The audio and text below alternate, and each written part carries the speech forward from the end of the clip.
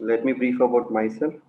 I don't have any echo now. So I have 14 years of professional experience, 5 years of training experience. So I'm working as a middleware architect. So I teach AWS, DevOps, .NET, Node.js, and so on. Okay. So from past 5 years, I'm into Inventor Tech only. So I take offline and online classes. Okay. So and that is about me. And before I proceed with the demo, so this is the agenda. So this is what we'll be talking about today. So why cloud computing? So what is cloud computing? So types of cloud computing, and what are the cloud providers we have currently, and in AWS, the region, the hierarchy, like where exactly the infrastructure resides, the region availability zones and all. Then what are the services we'll be learning as part of this particular course, and in case if you wish to go for certification, AWS official certification, so what exactly you should be referring it. Okay, so that and all we'll be learning in this particular demo. Okay, and in the end I'll be letting you know why should you join this particular course, why not, and why shouldn't you take the course from any other trainer. Okay, so let's start why cloud computing. Okay, so before I go to cloud computing, first of all we need to understand what is development and deployment. Okay, so I'm from DevOps background, right? So definitely I'll be teaching this in the DevOps perspective. So I'm not saying this AWS is not used for development and all, but if we go through DevOps perspective, so you can understand it better. So that is the reason. So I'm just trying to make you understand the different topics over here, meaning this I'll be keep using it. So that is the reason. So let us try to understand what is development and deployment first. Okay, so what is development? Development meaning I have some requirements. For that requirements, I'll be writing some code, okay, using some technology. It can be Java, it can be .NET, okay, it can be any other technology, okay, and make it work in my system. Okay, so that is called development. Fine. So writing some code using some technology and making it work in your system is called development. Then successfully my application is running in my particular system. Then I wish to run it on some other server or some other system. Just copying the files from this system to another system is not sufficient. So what you should be doing is you need to configure that particular system. Let's say if it is a Java, then you will have to install Java build management tool like Maven. Then you'll have to configure the Tomcat. Okay, then you will be deploying or copying the files from this system to another system and making it work in that particular system is called deployment. Okay, so deployment meaning running your application in some other system in simple terms. Okay, so this is what about development and deployment. So why is it required? Why do we need to understand the development and deployment now? The reason for that is once you develop an application, definitely you will be deploying an application in some servers. Okay, so there is something called high availability. So what do you mean by that? Okay, if your organization is maintaining that particular application, definitely always your application should be up and running and it should be always available and there shouldn't be any downtime, and also the response time should be very quick. Okay, so it is a buzzword nowadays which is high availability. Okay, so always your application should be up and running. Now for that, what exactly we do, we will be deploying your application in multiple servers like this, not only in one particular server. Okay, in each and every server you will be configuring it. In case of Java, definitely whatever I just talk about, I mean Java, Maven, Tomcat and all, then you deploy your application and make it work in each system. Okay, so let's say it is running currently on three servers. Okay, but take an example. Okay, and one more thing, definitely I'll be taking the questions in the end. Okay, so 45 minutes this demo will be there, and in the end definitely I'll take the questions, each and every question. I was talking about high availability and you have deployed your application in multiple servers. Now here we are actually deploying your application in on-premise servers. That means your company owns servers. Now let's say your application is about e-commerce project. Okay, so you are selling some goods through your website, through your web application. It can be like some accessories or some laptops or whatever you are selling it. So that is e-commerce related project. Now, usually in US or even in India nowadays, in December, there will be so many offers. Okay, at that time, definitely the user base will be more. Now, currently, let's say if 10 million users are using it, and later on it might be like 20 million users or whatever. So that kind of stuff. Okay, then only for 1 month, you need 6 more servers. Think in this way. Currently, you have 3 servers, and because of user base is more, then you need to have 6 more servers, but that 6 more servers is required only for the duration that 1 month. Okay, only for 1 month you need it, and only for 1 month buying all the servers. Okay, and providing the proper security and running that particular servers 24/7 is really a tedious task. And after that particular month, you don't need that servers. Okay, so that is again a problem, right? So that is the reason what you can do is you can actually opt for cloud. Okay, so when you use cloud, the advantage which you get, it is like pay as you use. Okay, so only for the duration which you are using your servers, only for that particular duration you will be paying it, and after that it is not yours. Okay, so for example, I'll take an example of Ola and Uber cab. Okay, now in case of Ola and Uber cab, it is like only for, I mean, in peak hours you need more servers, but in other time you don't need more servers. Okay, so that is also, I mean, if you are making use of cloud, then the advantage is only for the duration which you are using n number of server. Only for that, let's say 1 hour you are using 6 servers, other 1 hour, another 1 hour you are using only 3 servers. Okay, only for that 3 servers it will be chargeable. It's like that, right? Pay as you use basis. Okay, so that's an advantage by using a cloud. So you, instead of having buying that particular service for your on-premise and later on facing problems, it's always better to go to the cloud, and you can create your entire network within 5 minutes. Okay, so that's an advantage using cloud. So that is the reason people usually go for cloud. Okay, now these are all the differences between on-premise servers and cloud computing. So here it is less scalability. Okay, so high pay, and when you use cloud computing, it is like when you are scaling up, you need to pay more, and it is paid scale down. So less servers, if you are using it, it will be pay less. And definitely, if you are provisioning your servers in your on-premise, you need more space.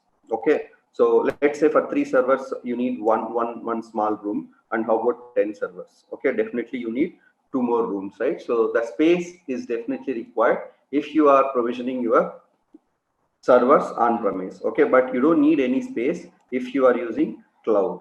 Okay, so then you'll have to have team to maintain the hardware and the software. That is also a worry, right? And let's say I was talking about the e-commerce application, right? Only for that particular 1 month you will have to hire the people. It is very difficult to hire people only for 1 month, right? Okay, so even though you are paying more, it is difficult to get a people. Okay, so that's a problem. Okay, but in case of cloud computing, you don't need to maintain it because they maintain it. When I say they, the infrastructure guys, I mean, if you are using AWS, the AWS guys will be maintaining it, and even the backups also, they take care of it. Okay, so in case of on-premise, definitely there will be a security mechanism, right? I mean, so we might not be following all the compliance, but when you are using any cloud computing, definitely they follow all the security mechanisms, and they will be following all the compliance. Okay, so that is also an advantage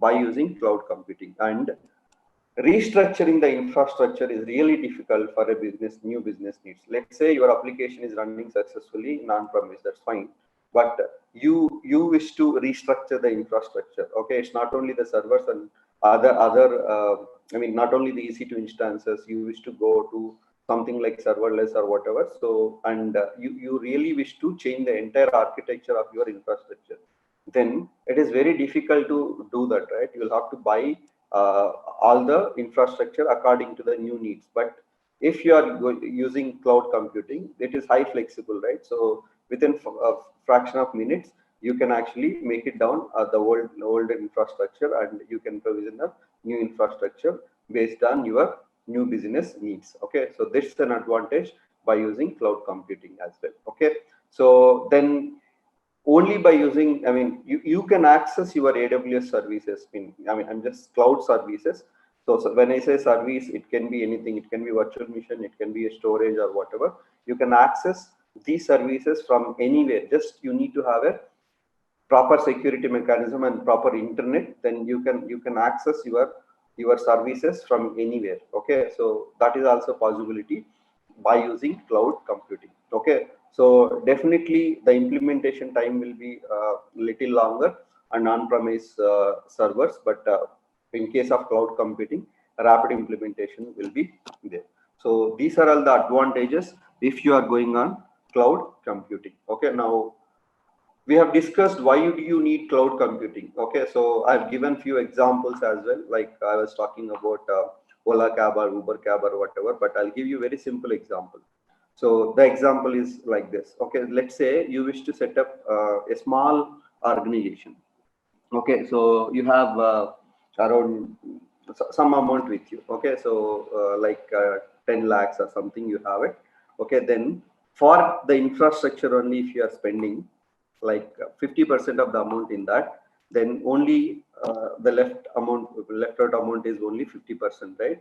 Okay, but if you can use that, if you can able to use the cloud computing, the entire 50% amount you can use it for some other related expenditure, right? So you don't have to spend that much only for the infrastructure. Okay, so in olden days that was a problem. Okay, so if you really wish to start an organization, definitely 50% of the amount or expenditure or related stuff goes on only on infrastructure related, and you need to hire more people, and also you need bigger space for that. Okay, but nowadays within 5 minutes you can definitely have your own infrastructure, and private, public, whatever. Okay, so you can provision your own cloud. Okay, so that is also a possibility by using cloud computing. Okay, so now what is cloud computing? Okay, so like I said, you can definitely pay on demand basis. Okay, pay as you go. Okay, if I require only five EC2 instances, I can provision now, and only for the duration which I use it, only for that particular duration I'll be paying it. So later on, it is not your property. It is like, again, I'm saying Ola and Uber cab, right? In the Ola and Uber cab, so till the time you are using it, only till like let's say you are using it for 1 hour, only for that particular duration you'll be paying it. So, and after that, it is not your own property. You are not maintaining it. Okay, so that's how it is. And when you say cloud, it is not only the instances like virtual machines. So you can have n number of services in cloud. Okay, so you can have storage services, you can have database services, like that. N number of services you can have it in the cloud. Okay, so that is about what is cloud computing. Okay, so then the types of cloud computing. Okay, so that we can categorize that into two. So one based on the deployment model and service model. Then in the deployment model, we have public cloud, private cloud, and hybrid cloud. In service model, we have IaaS, PaaS, SaaS. Okay, these words will be keep hearing, right? So let us try to understand what exactly each one does. And okay, now when you say public cloud, okay, data is not stored in on-premise. Okay, it is stored in somewhere else. Okay, somewhere else. Okay, in case of AWS, they have so many regions. So in that particular regions, they'll be storing the data. Okay, so data is stored in providers data center. That means in AWS data centers. Okay, so some people usually what they do is, why should I store my data in some other organization's data center? So let us keep my data in my own organization on premise or whatever. So at that time, you also have a provision to have a private cloud. Okay, so AWS also manages the private cloud. Then it is exclusively only for your organization. Then definitely the charges would be applicable accordingly. Okay, so that is the difference between private and public cloud. Okay, so AWS definitely provides both public and private clouds. Okay, so that is how it is. Then you have hybrid cloud. So it is a combination of public and private cloud. So there are some services I wish to keep it within my organization, means some data, and I wish to have other services in public cloud. So that kind of combination also you can have it by using hybrid cloud. Okay, so this is about deployment model. So in the deployment model, we have public, private, and hybrid clouds. Okay, then let us go to the other one, which is service model related stuff. Okay, so in the service model, as I said, you have IaaS, PaaS, SaaS, and all. Right now, if you are maintaining everything on-premise, your company owns servers, then your infrastructure, meaning the hardware related stuff, the server storage, everything will be yours, and operating system will be yours, and applications also will be yours. Okay, so but if you are choosing an option like infrastructure as a service, then definitely the infrastructure would be provided by the cloud platform. In our case, AWS. Okay, so infrastructure can be like EC2 instances, the storage like S3 and all. I'll definitely talk about the services in the end of the session. Okay, so that particular infrastructure you can get it from the cloud platform. Then operating system and the applications will be yours. Okay, so you will have to pay for that. Fine. I mean, then platform as a service. Now, including operating system, the runtime, everything you will get it, but applications will be yours. When I say applications, it can be .NET, Java, that kind of stuff. Okay, and a database related softwares, whatever, right? But when you talk about SaaS, everything will be provided by the cloud platform. Okay, and that means software as a service. Okay, so take an example. There is something called Lambda, RDS, and all. So you don't need to maintain any infrastructure by yours. Okay, even the application, you just need to, let's say, I wish to create a SQL Server database. So I can definitely do that by just going to the AWS, log into the AWS account or any cloud platform account. Then simply select the SQL database. Then you just provide the database name and all. It will create a database for you. So you don't need to install anything over there. So directly you'll get it as a service. Okay, and the backups and everything will be maintained by them. Okay, so you don't have to worry about it. That is about software as a service. Okay, so these are all the differences between infrastructure as a service, platform as a service, and software as a service. In infrastructure as a service, you get the infrastructure. In the platform, along with infrastructure, you will get operating system as well. But as a software as a service, you will get all three together. Okay, so that's about the models. Okay, so now let us talk about the cloud providers. Okay, there are so many cloud providers here. We have AWS, Amazon Web Services. We have Azure related. We have Microsoft one. So this is one by Microsoft, and we have IBM Cloud, and we have Google Cloud, GCP, and so many, Alibaba. So many are there. But we'll have. Why are we learning AWS? So why not any other cloud platform? Okay. So the reason for that is this. Okay. So who are the leaders? AWS is a leader. AWS and Microsoft are leaders. Okay. Then visionaries are Google, Alibaba, and IBM and all. So that is the reason. So this is a widely used one. Okay.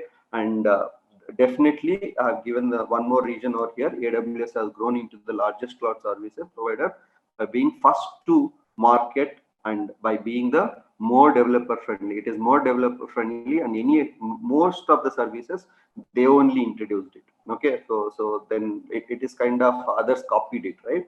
So that is the reason whoever starts from the beginning, so people actually uses that particular services, right? So they are the leaders. I would say 95% of the market is occupied by AWS. So that is the reason. So we are learning AWS, and also there is one more reason. So definitely AWS provides free tier service. Okay, free tier. So 12 months we can use it for free. Not all the services, but many of the services you can use it for free. So earlier people were not doing that. Okay, I mean in other cloud providers nowadays they are also giving it. But when you compare to AWS, definitely other cloud providers you'll get it as a package, but not in case of AWS. Okay, so but in case of Microsoft Azure, I'm not using Microsoft Azure. Definitely people are using it, but big enterprises. Okay, so they will be working on like Microsoft products like .NET and in number of API related services and all. So they really wish to use Microsoft related cloud platform only so that they get benefited. So there is something called API related like Service Fabric and all. There are few services might not be available in AWS. Okay, so that will be available. So those are all related to the Microsoft, right? Some services are available only on Azure. That's the reason people usually go for Microsoft products. I'm not saying AWS doesn't support Microsoft related. It definitely supports. We can definitely provision your Windows instances also over here. But there are like the example. See, don't think that all the services which are there in Azure you'll get in AWS, but vice versa, right? So that's how. So enterprise related people who are already working on Microsoft products, so they usually try to use Microsoft cloud provider, which is Azure.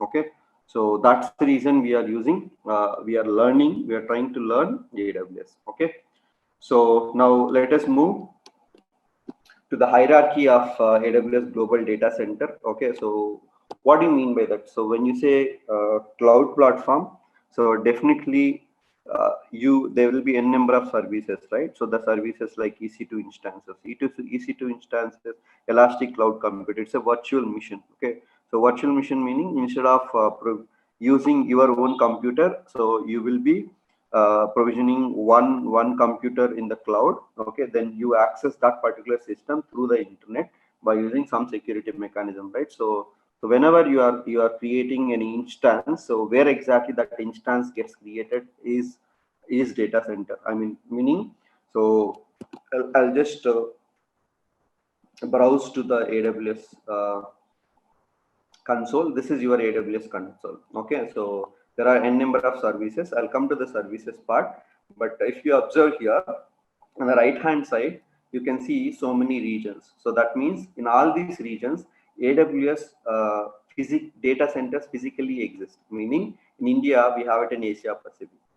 In Canada we have it here. Okay, so but in US you have so many regions physically. So whenever we say cloud platform, you are not provisioning the services somewhere in the sky, right? Definitely it will be available in some region. So in India it is the data AWS data center exists in Mumbai. So all the services we will be creating in that particular region. So it is always better to select the region which is closer to you. Okay, so the reason is because of latency issues. Okay, so always if you are selecting the region which is closer to you, so what happens? Let's say you are provisioning one virtual machine in US, which is US East or over here or whatever. Then one in Mumbai. Okay, so then which will be little faster, tell me? So compared to the US one, see you are trying to access the application which is deployed in Mumbai and also in Ohio.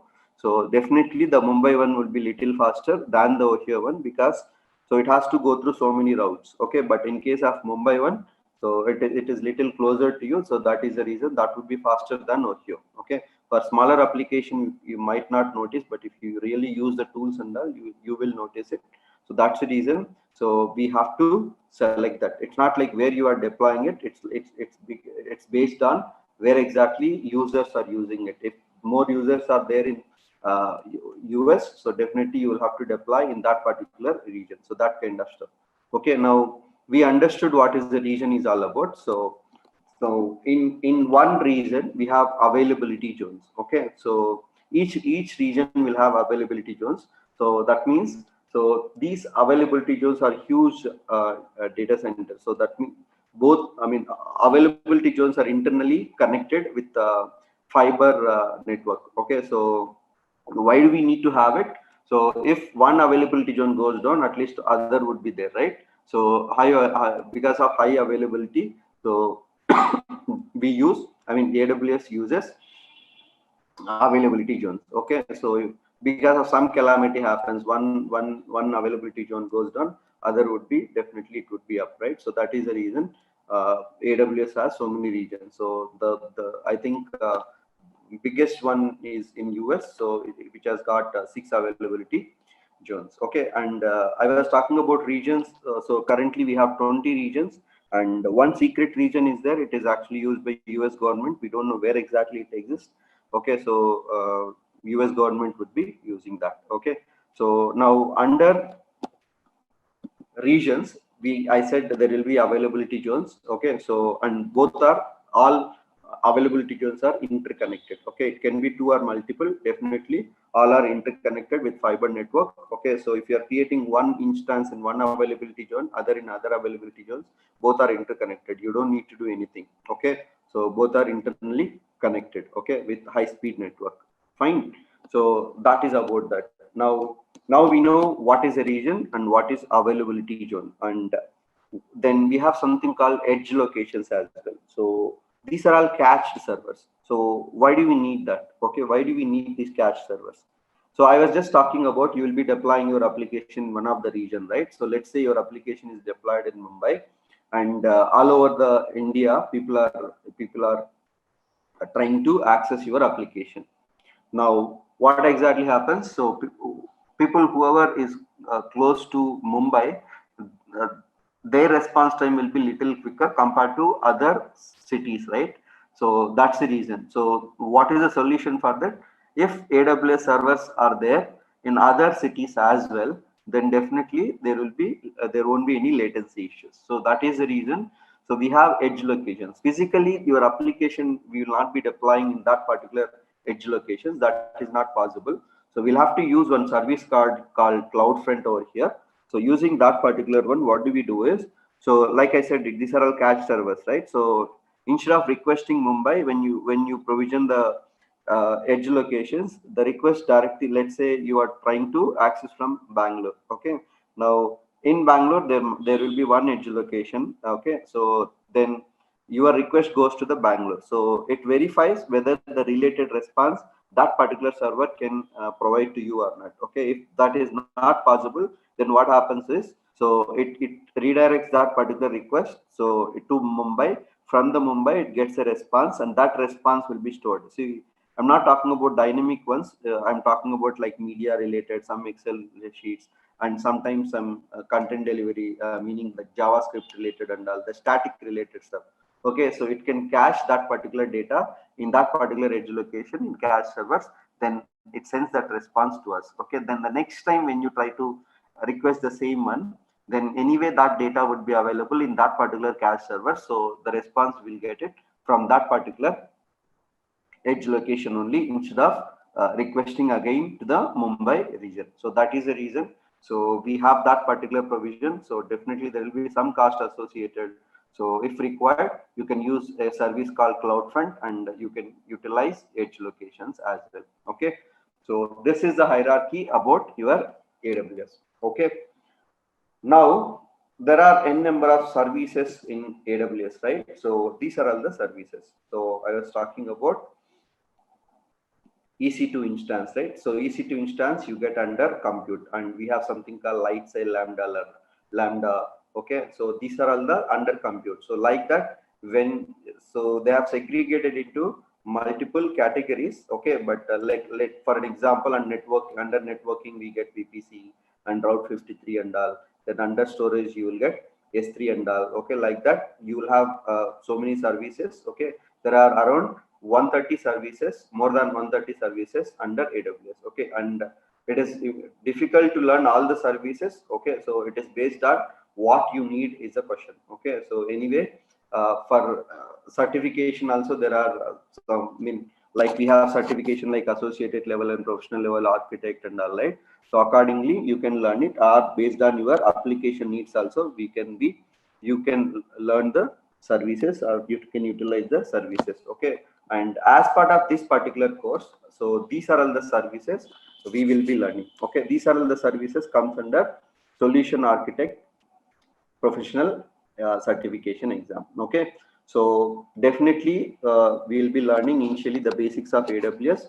So anyway, I'm the basics in the sense the region availability zones, so all that, and after that there are some network related basics also needed. I mean networking related, meaning the IP address related, public private IP addresses. Okay, so then elastic IP, and there is something called CADR and all. So that particular concept you will be initially learning it, and after that we will be learning EC2 instance. This is to create a virtual machines, and I'll be touch basing like there is something called light sail and all under compute. So I'll teach that as well. Then you have under compute we have Lambda as well. So what is Lambda? So Lambda is a serverless function. Okay, so serverless function. What do you mean by serverless? Usually you will be deploying the application in the server, right? But when you use Lambda, we don't need to have any server. AWS will maintain the infrastructure for you. You just need to create the functions, and you can expose or you can using API gateway. Okay, so API gateway is like front end for your Lambda. So you can develop RESTful services by using API gateway with the combination of API gateway and Lambda. So Lambda is a serverless, I said, but to develop a Lambda function or to write some code into the Lambda, you don't need to pay anything.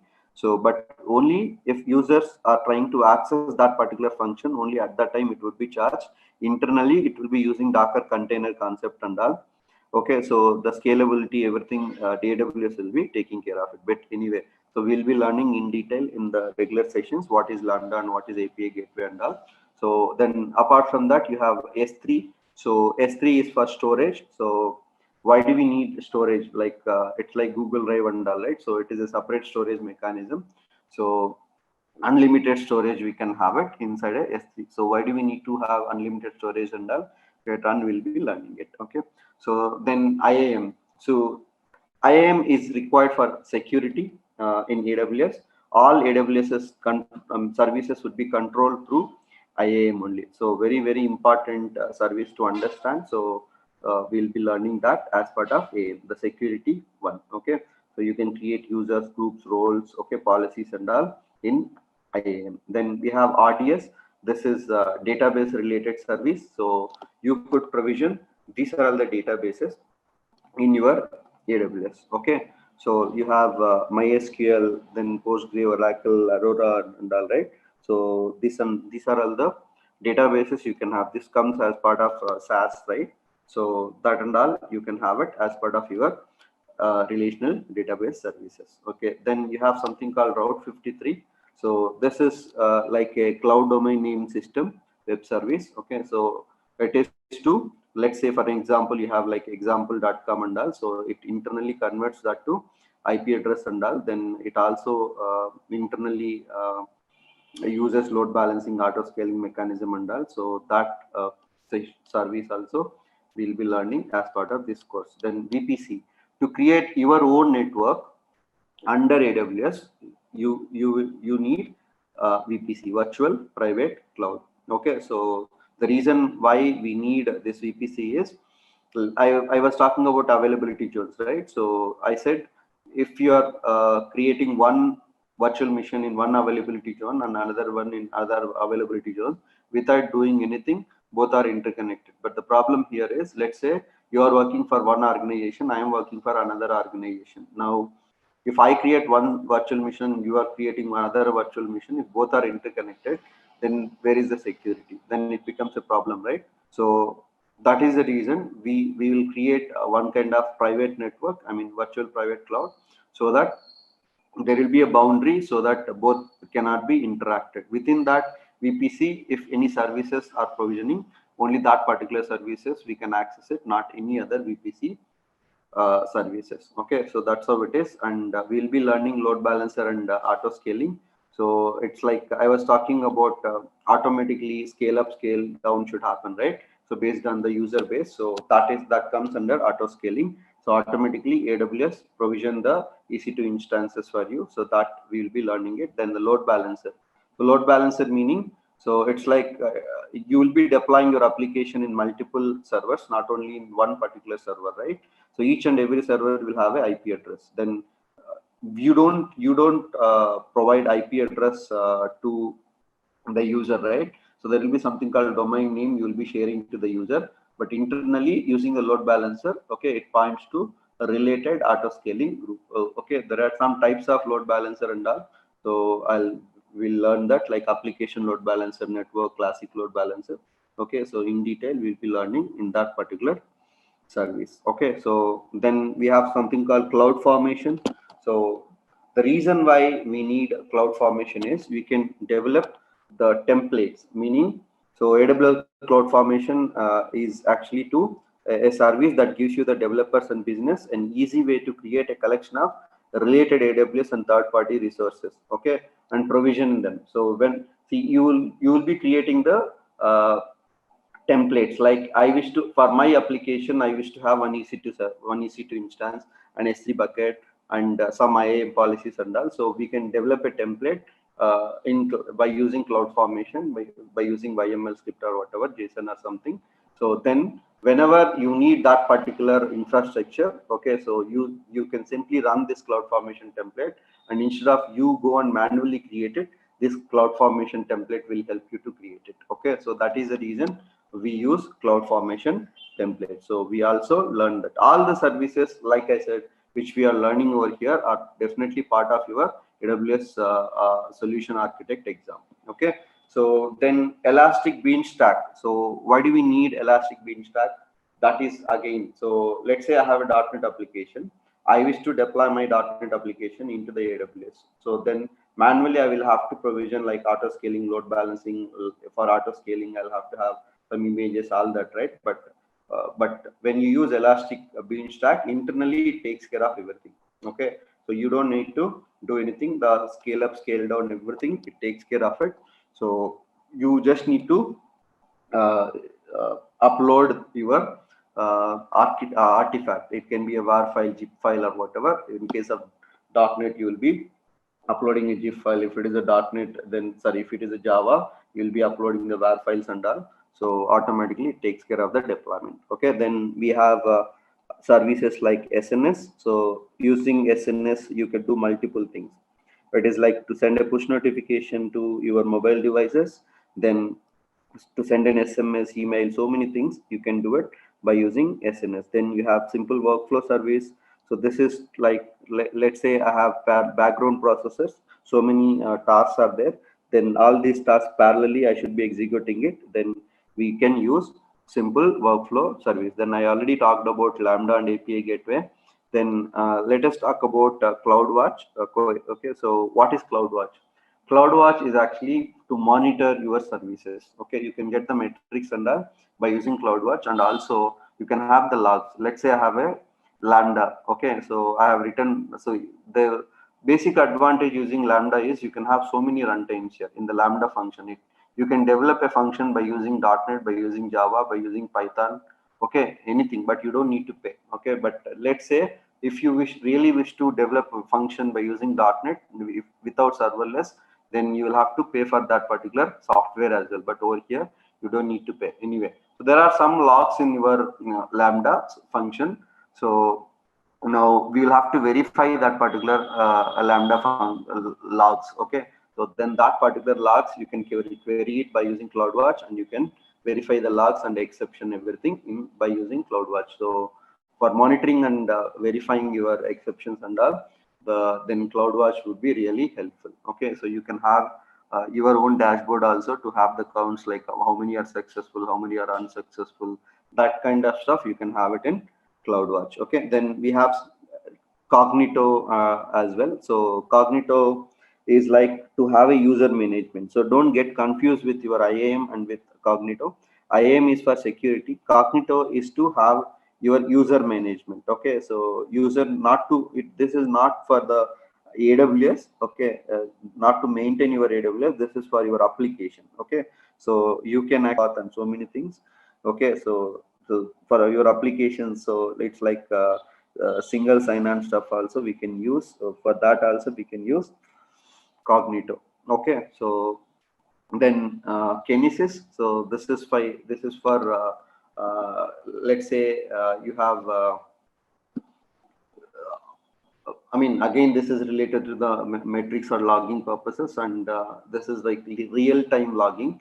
You can have it by using Kinesis. Okay, so you can analyze real-time data streaming related stuff by using Kinesis and that. So these are all the services we will be learning as part of this particular course. Okay, So now let us move to how to manage your AWS services, meaning how to get into your AWS console or other things. See, this is how you log in to your AWS. This is console access, but you can also manage your services by using CLI, meaning go to the command prompt and you just need to install one AWS CLI, so that using that you can manage your AWS services. You don't need to log into your console web access. Okay, so you can also manage by using that particular one. Okay, so then we have SDK. So software development kit. The AWS provided so many SDKs, like Python has one SDK. I mean, you based on the runtime, you'll have SDKs like .NET SDK. Okay, so Java SDK like that, JavaScript SDK. So many SDKs we have it. So using that, you can connect or access your AWS services, or by using RESTful services also you can do it, or you can have your own Lambda functions and access your AWS services. Okay. So that's how you can manage your AWS services. When it comes to the certification, so this is the list of services, list of certifications you can have it. So you have these many levels: foundational, associate, and professional. And the cloud practitioner, the foundational level is not that much important, but associate level, in case if you wish to go for professional, you'll have to clear this associate, then only you should go to the professional level. Okay, so like same applies to the specialty certifications as well. Okay, so in case if you wish to go to the learning path, like as an architect, what are the certifications I should take it, so you can click on that and verify. Like if you are a developer, then you can go through this learning path. If you are a DevOps engineer, then you can go to the this one. Okay, like that you can choose a learning path accordingly. You can have the certification. This is the AWS official certificate. Okay, so definitely it has a value. Okay, you shouldn't ignore this one. Okay, so not the last but not the least. Okay, so why should you join this particular course, okay, with Inventor Tech? Okay, so the reason is, so like I now you have gone through my demo, right? So I make any complex topic as simpler, and I'll make you understand in easily understandable way. That's one thing. And the second thing I'm stressing is, so each and every topic, definitely it will be real time. I'm not saying others will not be teaching real time examples. Definitely they also teach it. But the difference between them and my sessions are, I give you time for practice in the class sessions itself. Okay, so in the class itself you will be practicing it, so that in later on after the session, if you are doing something and trying to understand, you don't miss anything. Okay, since you have already practiced it practically in the sessions, so you can practice it again without any issues. Otherwise, so each service is a dependent service, right? If you are missing one particular class, if you are not practicing the previous class, next topic would be difficult. Okay, so that is the reason in the class itself I allow you to practice it. So anyway, that's the reason it takes little longer than usual. That's fine. So we can do that. Okay, so that is one of the advantage. And for each and every service, I'll be providing detailed documentation, so you can avail that as well. Okay, so and many exercises also you can have it as part of this particular sessions. Okay, so that's all. Now I'm open to questions. Any questions, anyone? And any type of questions. Okay, certification fee for associate level, that definitely you can go through the link I have provided. Usually it will be 14,000. Okay, so around that only it will be there. So it will be keep changing, right? So that's the reason. Okay, what are the prerequisites are expected from a candidate? So definitely, practical knowledge in any one of the language would help. Okay, so even I teach for mechanical students also, but since I usually make you practice in the class, initially you might feel a little difficult, and later on it would be fine. So at least one language like C or Java, whatever. Okay, if you have a basic knowledge of any language, that would help. So the reason is, when I come to the Lambda and all kind of a development related stuff, if you understand some basic scripting stuff, then it would become easy for you. Okay, otherwise I'll be teaching anyway, so not an issue. You can definitely grasp it. Okay, yeah,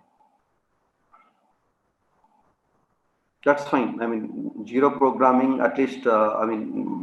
I hope you might have completed your BTech or MCA or whatever.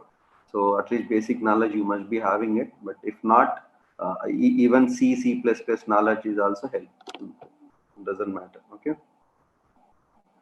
Yeah, there is a SOP certification, Sandy. So definitely there are associate level also and professional level also. So you can definitely opt for that. Yeah, it definitely helps even for BCA plus MBA people. So the reason why BCA is again a technical, okay, so it definitely helps. So whoever is planning to uh, get into the software industry, so definitely it helps too. It helps them. Okay.